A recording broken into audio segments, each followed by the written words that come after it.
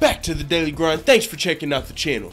Make sure to hit subscribe if you're new and hit thumbs up if you're not a baby back bagel biting bitch boy, cause you know what time it is. It's full time. MMA. Former UFC heavyweight and Fox analyst, now stand-up comedian and podcast extraordinaire Brendan Shaub has taken shots at the UFC's official ranking system. He compared it to like a high school yearbook. I'll get into what Brendan Shaub had to say, and I got to admit, I mean, he's got some points, but this is something a lot of us who are hardcore fans of the UFC kind of know. You know, the rankings are bullshit. For one, we don't know who does the rankings. I mean, you could probably find who, but the people who do the rankings are not like aficionados of the sport, and that's one of a lot of people's gripes about the rankings. Like, for one, you know, they're not, it's a popularity contest, and for two, who even fucking does these things? I mean, who's to say that George St. Pierre is the number 2 pound for pound fighter on the planet today? Who's to say that Demetrius Johnson is number 1? What's the criteria? Who's to say that Kamaru Usman is actually only the 11th ranked welterweight on the planet? You got Donald Cerrone, Carlos Condit, who's been retired for a little while. I mean, you've got Robbie Lawler ranked at number 4. I mean, you know what I'm saying? Who's to say that Kamaru Usman, if given the opportunity, couldn't beat some of these guys? You know, Darren Till just beat Donald Cerrone because he was given that opportunity. But if Darren Till wasn't given the opportunity versus Donald Cerrone, then he might still be underrated as hell off of these rankings.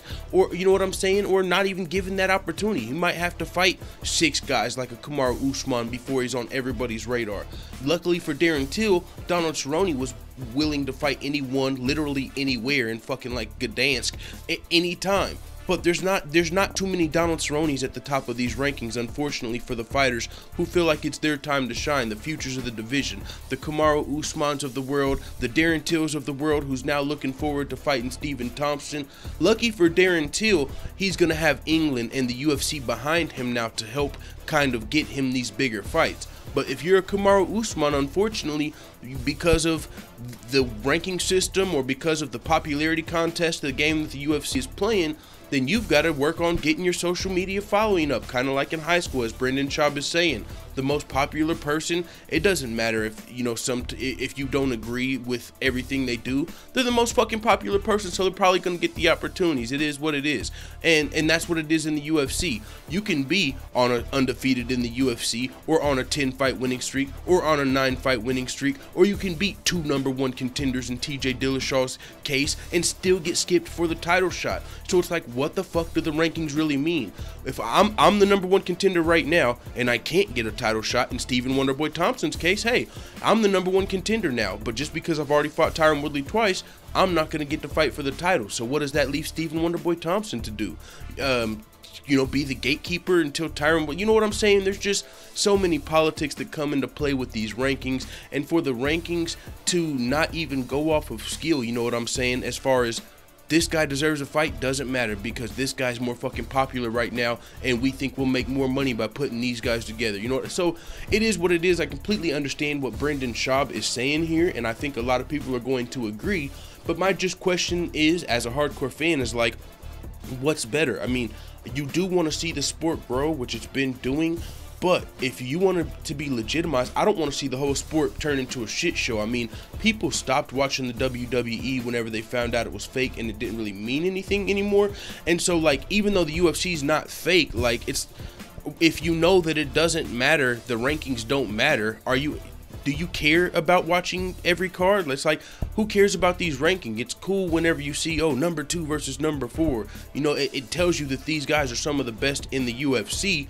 But to a casual fan, I mean, that's all it does. It doesn't mean, oh, look, number 2 guy's fighting the number 4 guy. The winner of this is going to fight the number 1 guy, you know, when he's done fighting the champion. It doesn't work like that. In other professional sports, as far as, in not combat sports and boxing, I don't even know how the fuck they do it. But that's probably why no one cares, because boxing's got so many champions, so many weight classes, so many politics. People talk about the corruption. It's like no one wants to fucking tune in, really. We just saw Triple G versus Canelo, and I mean, it ended in a draw, even though everybody, 95% of the people, felt like Triple G won. Or, you know, it doesn't matter, or whichever way it went.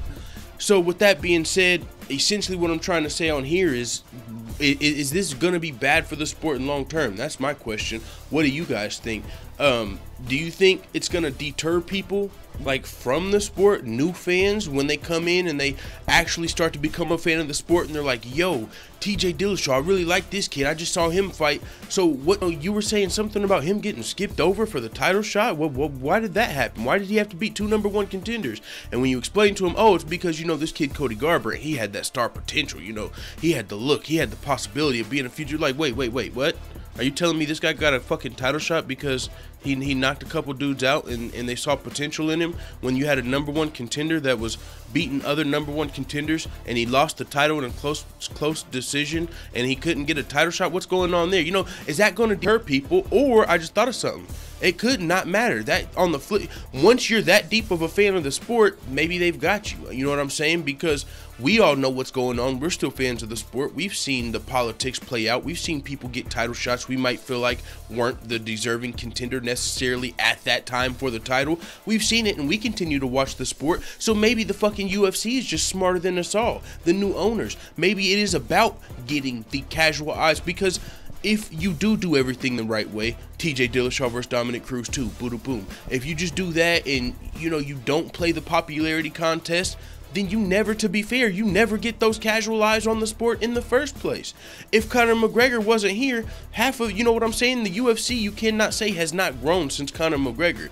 You've got people that never even thought about being a fan of MMA that are at least interested in MMA now. The microwave, my fucking brother, casual as can be. If you listen to the Big Brother Beatdown, that's kind of where a hardcore fan interacts with the casual fan, because that's what he is. He doesn't know half the champions in the UFC today, but he's starting to peak in interest. He's starting to want to watch more cards, thanks to the Conor McGregors and the Francis Ngannous and the people that you would consider crossover stars. You know what I'm saying? It does bring eyes to the sport that might not necessarily have even cared about your sport or your rankings if you didn't have the popularity contest. The microwave wouldn't, you know what I'm saying? We're asking, like, does it hurt the sport that, you know, there's popularity contests for titles?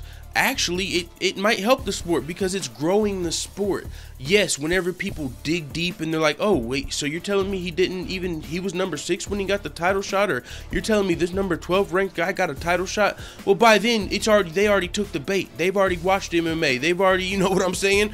They're already fans of the sport. So then they can get upset and, you know, oh, he didn't, they can start becoming caring about the sport. But by that time, at least they care. At least the fucking microwave wants to watch UFC 219 now. At least before, you know, he wouldn't have gave a fuck about the rankings. He wouldn't have gave a fuck about this guy getting skipped over for the title shot. But now they do. So it is what it is, man. I've said enough on this video. We all usually frame this thing as a bad, you know, the UFC's popularity contest as bad, but that it doesn't necessarily mean it's not necessarily bad as long as they don't plan on it being permanent.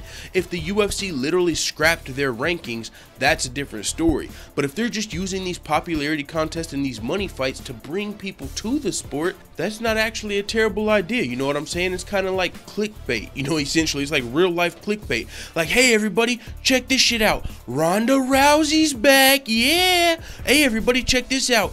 Conor McGregor. And then you fucking, once they're tuned in, they're like, oh shit, oh yeah, but check this guy out on the undercard. He's coming up, boom, boom, boom. You're just bringing the eyes to the sport. You know what I'm saying? So that's not a terrible idea as long as you don't scrap the rankings. I know sometimes I get fucking competitive on these videos. I've said that before, but it is what it is. Fucking thanks for listening. You're probably bored for you to be listening to this video, but I digress.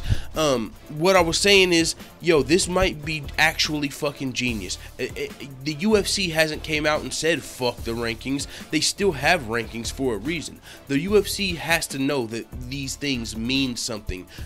I mean, it's just common sense. Yes, rankings mean something. Ideally, it doesn't matter what you're, if we fucking stop watching MMA today and we go start watching fucking NASCAR or fucking golf, we're not going to know anything about the sport as casual fans. But whenever you see John Doe ranked number 3 is in this tournament versus fucking Jeff James ranked number 5, that means something. To the casual fan, the rankings will always mean something, and that is why I don't think the UFC will ever just completely shit on the rankings and go full-blown like Ultimate Fighting Circus, bring in the Brock Lesnar, and, you know, let's just start having freak shows. The UFC, I think, is actually going to branch off more toward a legitimate sport whenever they feel like they can, or, you know, I don't know when the time's gonna come, but I do think that the UFC rankings will eventually be what the sport is based around. Right now, we're just in a time, a huge growth point, a huge growth period in the UFC. They've got a lot of stuff coming up,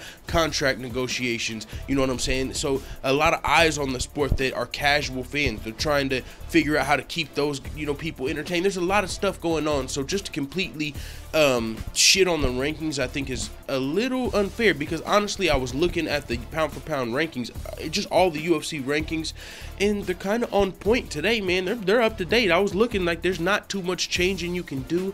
And even, let's say, the biggest critic of the UFC rankings, let's just use Brendan Schaub for example in this video, because he's the one that said it's like a popularity contest.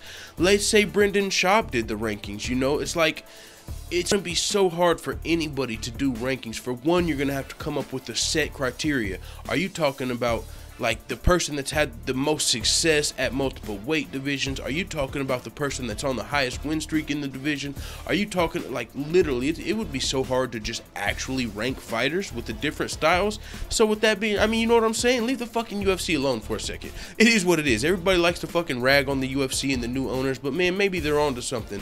After all, they did just buy the fucking company for $4 billion, and I don't think they would have did that if they were just fucking dumbasses. And a lot of people frame it that way, like, oh, the new UFC owners have no clue what they're doing. They're not, man, come on, dog. These are fucking billionaires we're talking about here. With that being said, I've said enough on this video. It is what it is. Another long video, another fucking me rambling, ranting, whatever you want to call it, and another thank you if you're still listening. It is what it is, man. Let the full-time family know what you think in the comments. I'm out.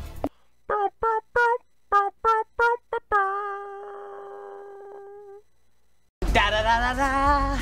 It's the motherfucking DOWG.